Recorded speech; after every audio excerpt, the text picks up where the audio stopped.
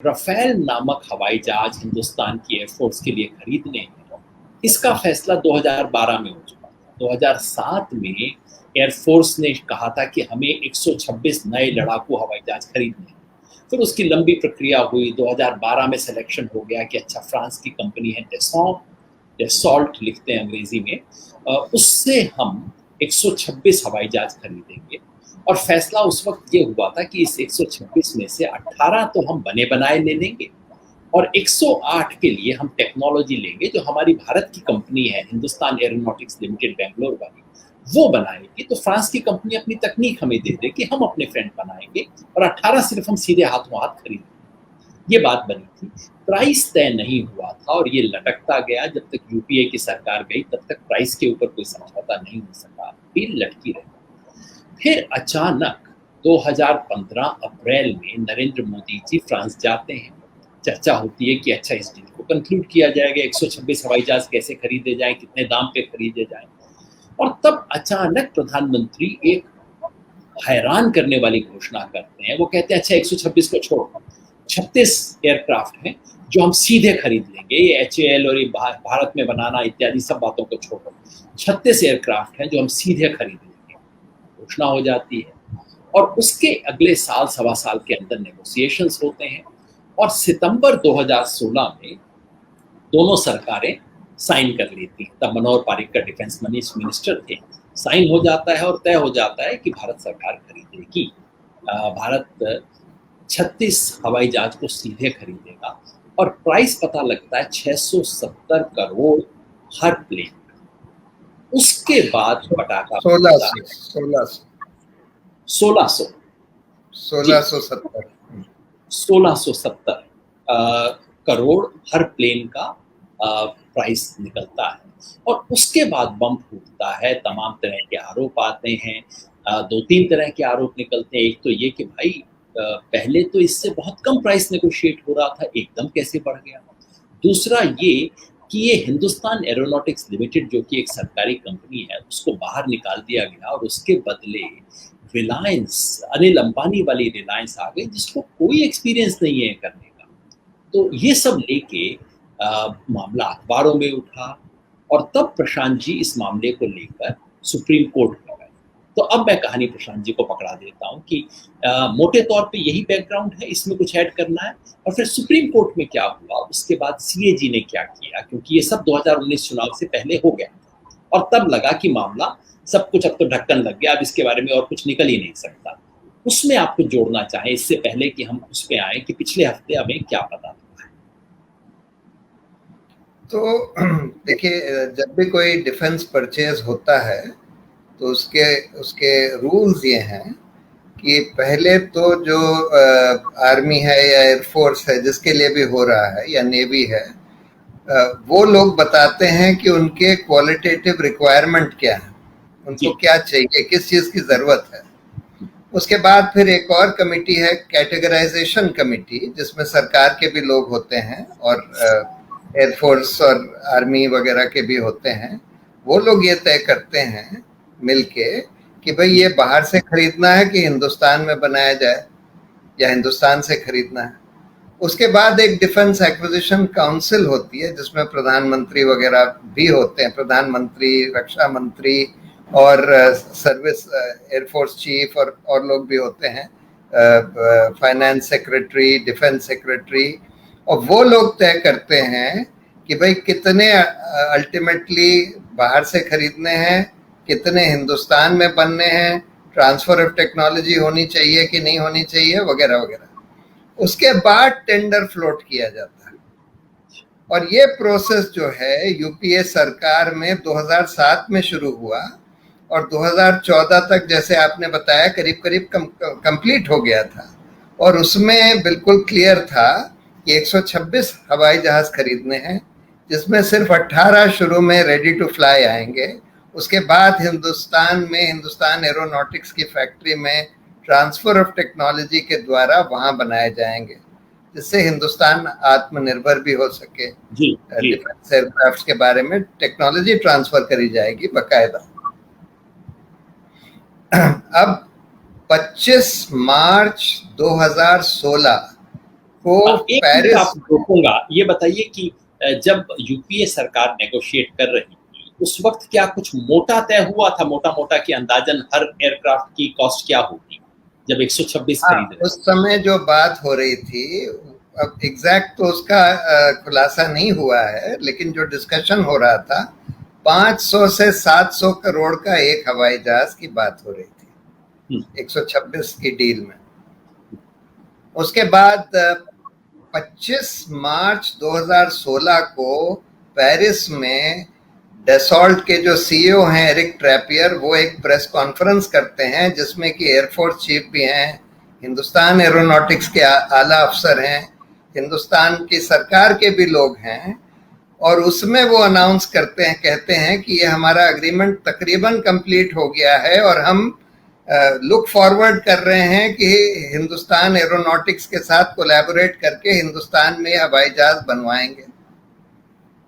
ठीक उसके अगले दिन 26 मार्च को अब ये जो नया खुलासा हुआ है उसमें ये निकला है कि उसके अगले दिन, यही अहम खुलासा है, उसके अगले दिन 26 मार्च को हिंदुस्तान एरोनॉटिक्स जो है अनिल अंबानी के साथ एक एग्रीमेंट दस्तखत करता है जिसमें कहता है कि हम अंबानी के साथ कोऑपरेट करेंगे, कोलैबोरेट करेंगे, एक जॉइंट वेंचर कंपनी बनाई जाती है।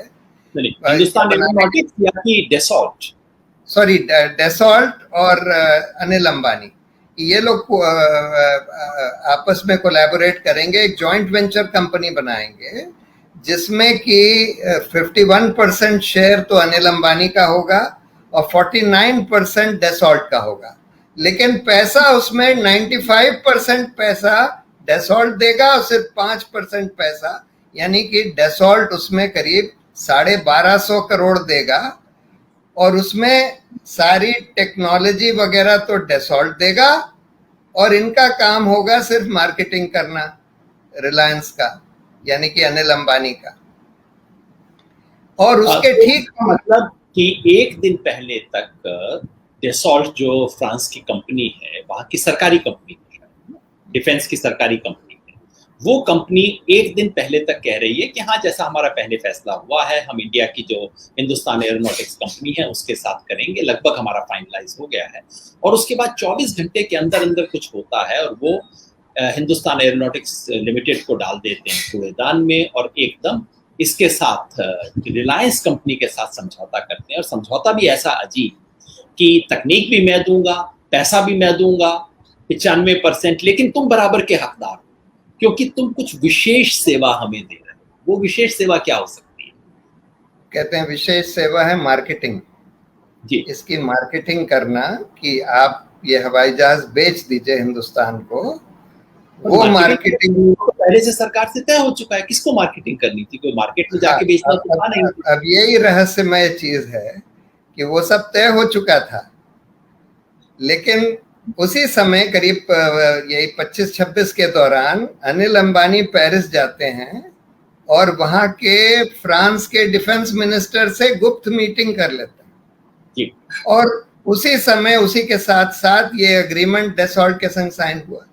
और इसमें अहम बात यह है कि और फिर 15 दिन के बाद यानी कि 10 अप्रैल को मोदी जी पेरिस जाते हैं, अनिल अंबानी भी वहीं होते हैं उनके साथ, और वहां पर अनाउंस करते हैं कि हम नया कॉन्ट्रैक्ट साइन कर रहे हैं 36 हवाई जहाज का जो सीधे सीधे फ्रांस से आएंगे।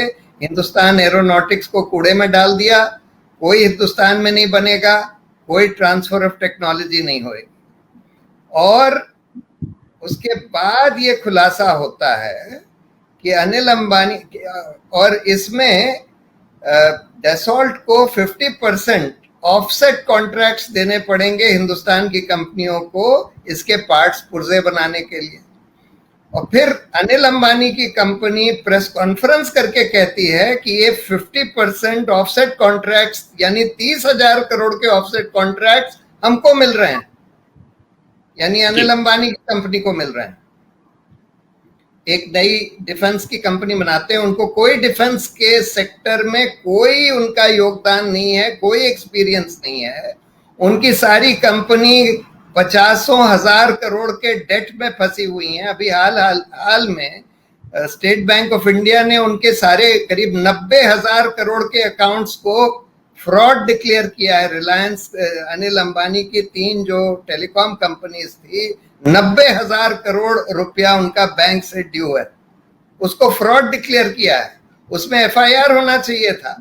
मैंने चिट्ठी लिखी जनवरी के महीने में स्टेट बैंक को कि भाई रूल्स के हिसाब से आपको एफआईआर दर्ज करना चाहिए, लेकिन कोई एफआईआर दर्ज किया नहीं गया। सरकार का ऐसा जोर पड़ा कि उस पर कोई एफआईआर आज तक नहीं हुआ। अब तो ये हो गया।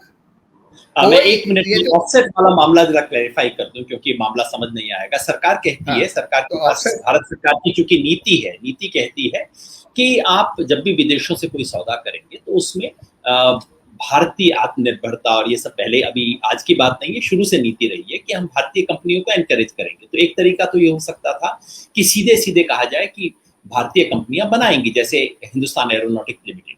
अगर आप उसको हटा दिए तो उसके लिए कॉन्ट्रैक्ट अगर आप उसके दे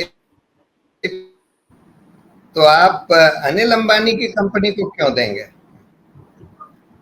अगर आप ऑफसेट कॉन्ट्रैक्ट दे रहे हैं 50%, तो अनिल अंबानी की कंपनी को देने का क्या सवाल है? और अनिल अंबानी के संग उनके एग्रीमेंट करने का क्या सवाल है? और इसीलिए एक उनके जो उस समय प्रधानमंत्री थे हॉलैंड, उनका एक बयान बहुत महत्वपूर्ण है जिसमें वो कहते हैं कि हम क्या कर सकते थे, हमको तो भारत सरकार ने बोला कि भाई इन्हीं को पार्टनर बनाना है अनिल अंबानी को, तो हमने बना लिया। यानी कि ये जो डेसॉल्ट है उसमें फ्रेंच सरकार का काफी स्टेक है, तो कहते हैं कि हमने बना लिया उनको, क्योंकि हिंदुस्तान की सरकार ने बोला। तो और दूसरी बात कि ये जो नई डील करी गई मोदी जी ने, इसमें कोई सर्विस क्वालिटेटिव रिक्वायरमेंट नहीं दिया गया कि भाई हमको अब सिर्फ 36 ही एयरक्राफ्ट चाहिए। पहले तो 126 बोला था इंडियन एयरफोर्स ने, उन्होंने कहीं ये नहीं बोला। उसके बाद फिर जो वो दूसरी कमेटी होती है जो तय करती है कि कितने बाहर से लिए जाएं कितने, उनका भी कुछ नहीं आया। डिफेंस एक्विजिशन काउंसिल का भी कोई मीटिंग नहीं हुई ये तय करने के लिए कि भाई हम 36 खरीद लेंगे। मोदी जी ने खुद अपने आप जाकर वहां अनाउंस कर दिया और बाद में इन सब कमेटियों से एंडोर्स करा लिया। और दाम कितना बढ़ गया?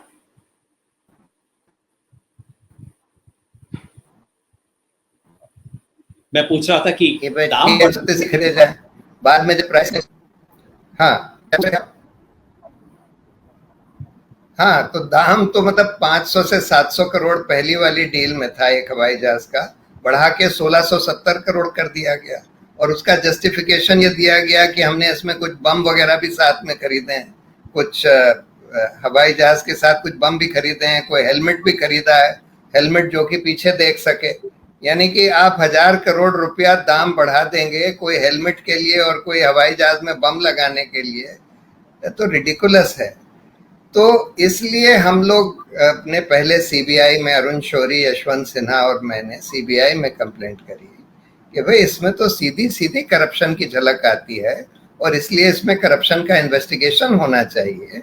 पहले तो यही सवाल है कि मोदी जी ने अपने आप ये डील कैसे पलट दी सारे रूल्स के खिलाफ, जब पूरी की पूरी डील करीब करीब कंक्लूड हो चुकी थी और कम पैसे में हो रही थी, ट्रांसफर ऑफ टेक्नोलॉजी भी होना था। हम लोगों को 126 हवाई जहाज मिलते, उसका उन्होंने 36 कर दिया, ट्रांसफर ऑफ टेक्नोलॉजी खत्म कर दी, आत्मनिर्भरता खत्म कर दी, हिंदुस्तान एरोनॉटिक्स को डुबा दिया और उसके साथ साथ ऑफसेट कॉन्ट्रैक्ट्स अनिल अंबानी को दे दिए या दिलवा दिए। इसमें तो सीधी सीधी मतलब अनिल अंबानी का तो कोई एक्सपीरियंस नहीं, उसकी सारी कंपनी डूबी हुई, फेल्ड बिजनेसमैन, उसको ऑफसेट कॉन्ट्रैक्ट दिलवाने का तो कोई किसी हालत में औचित्य नहीं समझ में आता। तो इसलिए इस पर इन्वेस्टिगेशन होना चाहिए।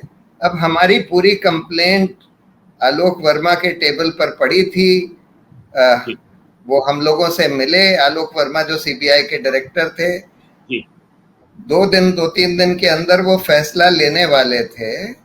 उसी बीच में रातों रात 2 बजे रात में सीबीआई डायरेक्टर को सरकार ने हटा दिया, बिल्कुल इलीगली हटा दिया, क्योंकि जो अपॉइंटिंग अथॉरिटी है उसके ड्रामा हुआ था जो अखबारों में भी छपा हाँ, था, रात 2 बजे का ड्रामा, वो इसलिए था कि आपकी कंप्लेन उनकी टेबल पे पड़ी थी। सरकार को डर ये था कि वो उसके अंदर इंक्वायरी में कुछ लिख सकते हैं, जिससे बाद में सरकार के लिए निकलना उबरना मुश्किल हो जाएगा। इसलिए रात 2 बजे सीबीआई डायरेक्टर को बदला गया, दफ्तर पे छापा मार के कब्जा किया गया, रातों रात एक आदमी को बैठाया गया जो कि जिसके बारे में काफी तरह के संदेह रहे हैं, उसको बैठाया गया, और इस तरह से एक तरह से कू, जो क्रांति जो होती है ना, रातों रात कू, वो की गई। उसके पीछे ये बिल्कुल फिर मामला सुप्रीम कोर्ट में गया और सीएजी में भी गया। हाँ, फिर हम लोगों ने पिटिशन फाइल करी सुप्रीम कोर्ट में कि भाई इसमें आप कोर्ट मॉनिटर्ड इन्वेस्टिगेशन करवाइए। अब मजेदार बात यह है कि इस पिटिशन के जवाब में सरकार ने एक बंद लिफाफे में कोर्ट को कुछ नोट दे दिया, उसमें किसी के दस्तखत नहीं, एक नोट बंद लिफाफे में, हम लोगों को भी नहीं दिखाया गया, और उसके आधार पर सुप्रीम कोर्ट ने फैसला कर दिया, हमारी पिटिशन डिसमिस कर दी, और सरकार ने जो बंद लिफाफे में दिया था वो सब मान लिया। ये जो भी सरकार ने उसमें बोला, और उसमें खासकर ऐसी चीज लिख दी जिससे ये साफ जाहिर हो गया कि सरकार ने कई झूठ बोले हैं उस बंद लिफाफे के नोट में। उसमें ये लिख दिया गया, जो कि जजमेंट में आया, कि सीएजी की रिपोर्ट, सीएजी का ऑडिट हो चुका है, सीएजी की रिपोर्ट आ चुकी है, पीएसी में जा चुकी है, सार्वजनिक करी जा चुकी है, लेकिन असलियत ये थी कि तब तक तो सीएजी का ऑडिट ही नहीं हुआ जी। और उन्होंने ये भी लिख दिया कि इसमें प्राइसिंग डिटेल्स इस ऑडिट से हटा दिए गए हैं, जबकि तब तक इतिहास में कभी भी कोई रक्षा सौदे से प्राइसिंग डिटेल्स नहीं हटाए गए थे। लेकिन उसके बाद उस हलफनामा भी नहीं था, सिर्फ नोट था। उस नोट के कई महीने बाद सीएजी की रिपोर्ट आई और उसमें देखा गया कि प्राइसिंग डिटेल्स उड़ा दिए गए हैं, जो कि सरकार को कई महीने पहले। सीएजी की रिपोर्ट आने से पहले सरकार को पता था कि सीएजी की रिपोर्ट में क्या किया जाएगा, और इसको उन्होंने लिख के दे दिया। और बस गड़बड़ स्लिप इसके अंदर ये हो गई कि उन्होंने सुप्रीम कोर्ट को लिख के दिया कि सीएजी की रिपोर्ट, या तो उन्होंने लिख के दिया होगा आने वाली है, सुप्रीम कोर्ट ने समझ लिया आ गई है, और ये बात उन्होंने जजमेंट में लिख दी, जिससे आपको पता लग गया कि ये हेराफेरी, ये खेल वहां पे हो रहा। जी हाँ, तो उसके बाद हम लोगों ने रिव्यू फाइल करी, रिव्यू भी उन्होंने डिसमिस कर दी, और तुरंत ये गोगोई साहब रिटायर हो गए, और रिटायरमेंट के बाद उनको राज्यसभा में एक सीट दे दी गई। भारतीय तो हिंदुस्तान सबसे शर्मनाक अध्यायों में जो हुआ कि जज साहब ये करते हैं और उसके बाद उनको राज्यसभा का मेंबर बना दिया जाता है। ये सब 2019 चुनाव से पहले की खेल है ना, बिल्कुल 2019 चुनाव आते आते तक, तो उससे पहले सरकार ने एक तरह से सब मामले को सील बंद कर दिया कि भाई अब हमको चुनाव के अंदर करप्शन के एलिगेशन नहीं लग सकते, हमने सब कुछ मामला, जिसे भारतीय भाषा में कहा जाता है कि सेटिंग हमने पूरी कर ली, अब कुछ होने की गुंजाइश नहीं। बिल्कुल, आज भी वो सुप्रीम कोर्ट का हवाला देते हैं। आज भी जब नया खुलासा, जी, ये जो फ्रांस में अब हुआ है, ये क्या हुआ है, फ्रांस में कैसे खुल गया? क्योंकि पैसा तो हमारा गया, लूटा तो हमारे को गया, गड़बड़ हुई तो हमारी हुई, फ्रांस में कैसे इन्वेस्टिगेशन? जी हाँ, तो एक शर्पा नाम का एक एनजीओ है, उन्होंने एक कंप्लेंट करी थी। फ्रांस की जो एंटी करप्शन एजेंसी है, पीएनबी ऐसे कुछ नाम है उनका, वो उनकी जो फाइनेंशियल एंटी करप्शन एजेंसी है, तो पहले जो उसके हेड थे उन्होंने तो डिसमिस कर दी थी ये कह के कि भाई इसमें तो फ्रांस के इंटरेस्ट हार्म हो जाएंगे, क्योंकि ये फ्रांस की डील है, फ्रांस के प्रधानमंत्री, डिफेंस मिनिस्टर वगैरह भी इसमें इन्वॉल्व हैं, तो ये फ्रांस के इंटरेस्ट के खिलाफ होगा, इसलिए हम इसमें इन्वेस्टिगेशन नहीं करेंगे। मतलब उन्होंने भी ये नहीं कहा था कि गड़बड़ी नहीं हुई है, उन्होंने कहा था कि अगर इस गड़बड़ी को सामने ले आए, अगर इसके अंदर ज्यादा हम ताक झाक करेंगे तो हमारे ही लोगों का नाम आएगा और हमारे देश को नुकसान हो सकता है। जी हाँ, उसके बाद उनके वो जो हेड थे उस एजेंसी के, वो रिटायर हो गए, नए हेड आ गए, और उस बीच में कुछ नए खुलासे भी हुए।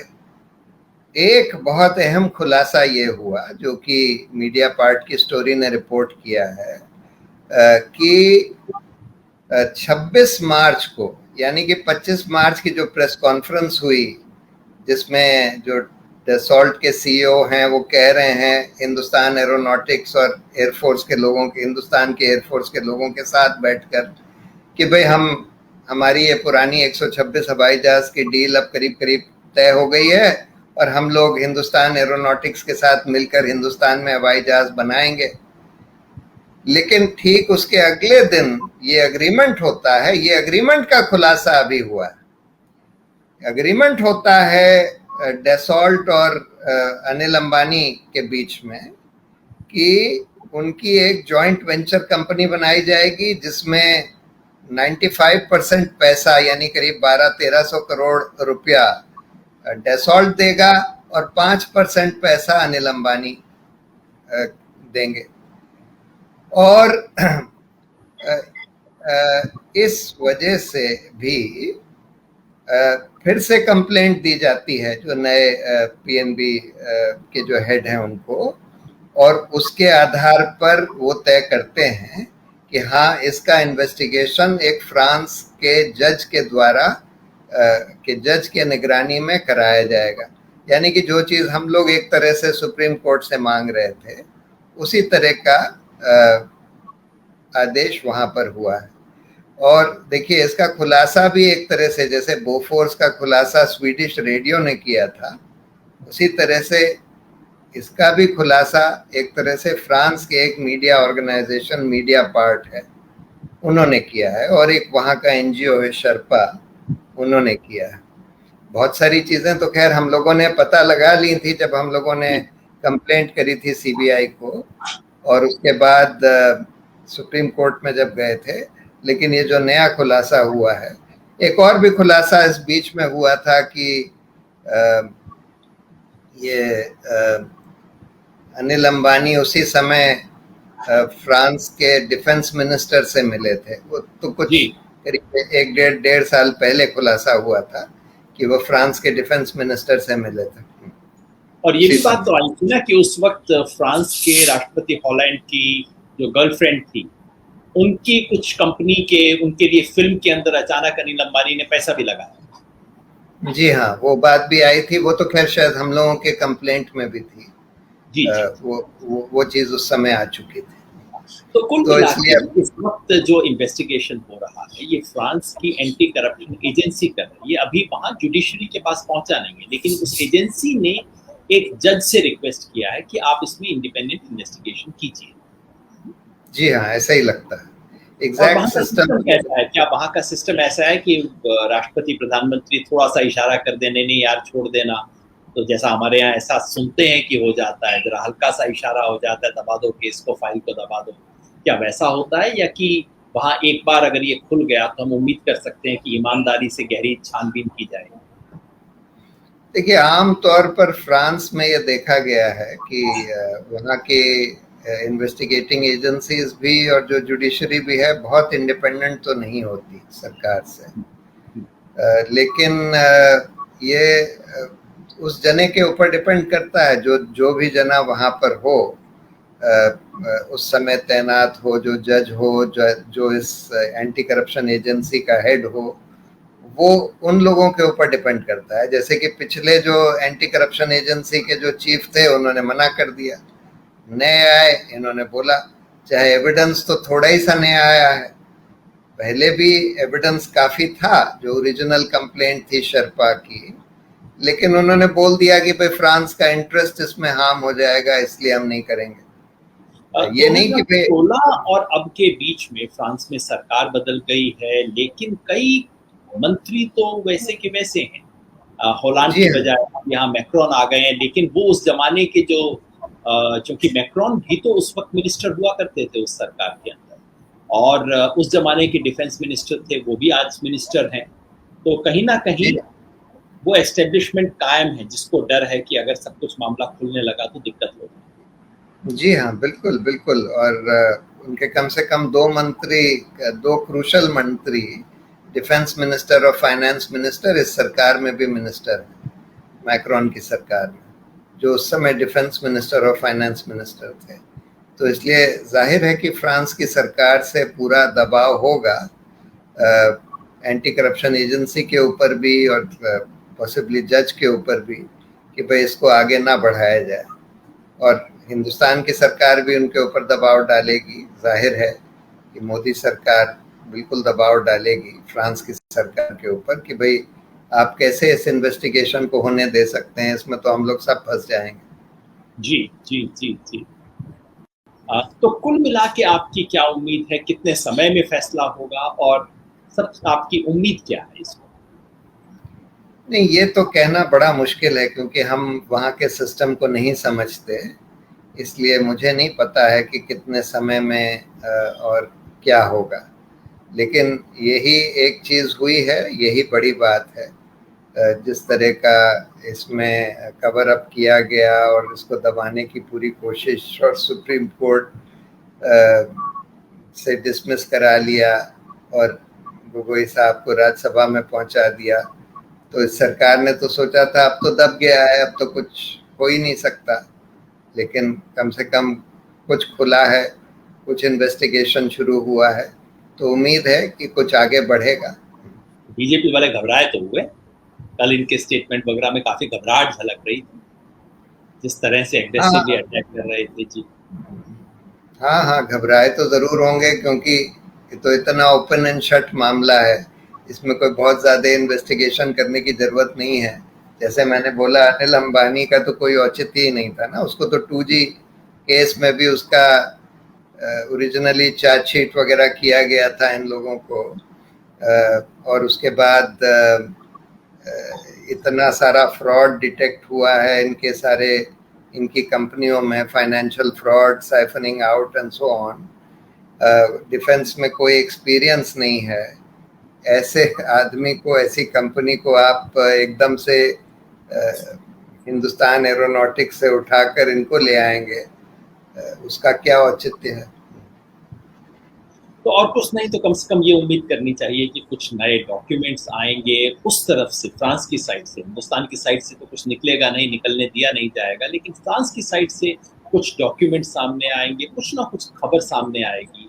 और भारत के इतिहास में जो बड़े बड़े फ्रॉड्स हुए हैं जिनके बारे में संदेह रहा है, बोफोर्स जिसके बारे में खुद आपने लिखा है प्रशांत जी, और अब ये राफेल, ये इसमें कुछ आगे बढ़ेगा। और ये जो एक बार लग रहा था कि भाई इसको तो अब बिल्कुल ही ढक्कन लगा दिया, बंद कर दिया, इतना बड़ा घोटाला कि इसकी अब हवा भी बाहर नहीं निकलेगी, अब हवा तो निकलेगी, कुछ तो सामने आएगा।